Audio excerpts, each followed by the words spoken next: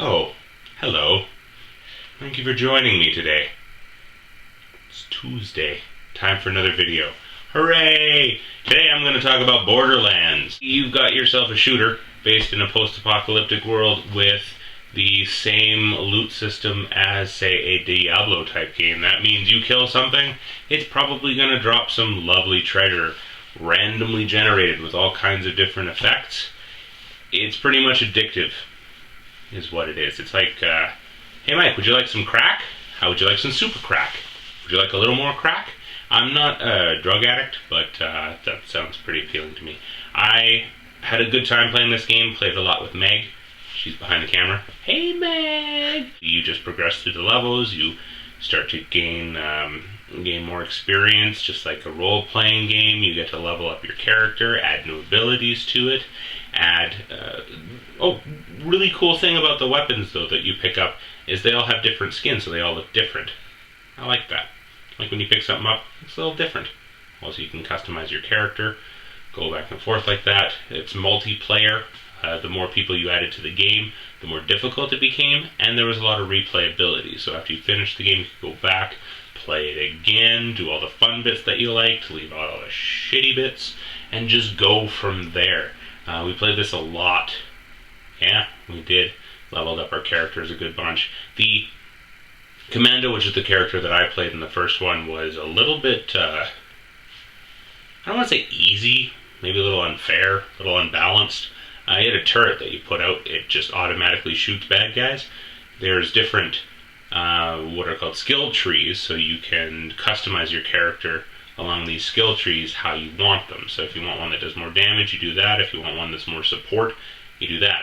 The one that I always picked was support, so it would launch out ammunition and grenades. Now near the end of the game, the grenades bit was unfrickin' believable. You just basically sat there and spammed grenades at everybody, like, hey, I'm lobbing death at everyone. Good times. So, played that, had a good time. Then there was a dead period in our life. Nothing. No sun shone. It was just devoid of everything. Now comes Borderlands 2. Oh my god! 4 brand new characters. Well, more than 4 actually. I think it was 4 initially, and then they released more characters, which is a really smart thing to do. I like the DLC that comes out. Hopefully games on the newer Xbox will follow suit. I don't see how they couldn't. 4 new characters, and then they added a couple ones. You got your basic Siren type, which is what Meg was in the first game and in the second game. A little different, because it's a different character altogether. Even the Commando class, that was the same between the two, had different powers. They were fun to play. Still had the turrets. In fact, near the end of the game, you could have double turrets. What? Double turrets? Oh my god!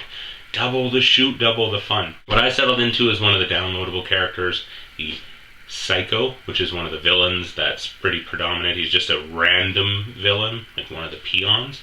But what the specialty of the one that I picked, so one of the skill trees, was to be on fire. Yeah. So when he's on fire, he's better. The more fire he's on, the longer he's on fire, the stronger he gets. Unfortunately, this is doing damage to you the entire time. So you gotta be careful. You gotta be probably a lot better at the game than I am to be really, really effective with him.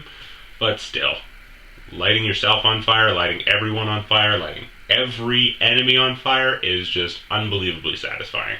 Been playing a lot with my brother and his girlfriend quite a bit, so that's cool. Like I put the game down, hadn't played it for a while, picked it back up when other people are getting into it. It's just as easy to get back into and play around. So it's a really good co-op game. Again, this one scales upwards, so the more people you have involved in the game, the quests, the harder the enemies become, and the more gooder the loot becomes. Yeah, gooder. Fuck you. Just wonderful. It's so great. Loot is wonderful. And I will step over my own grave to get a wonderful purple gun. So, I'm just going to wrap that up right there, because I'm probably sounding pretty crazy. This is a logical stopping point.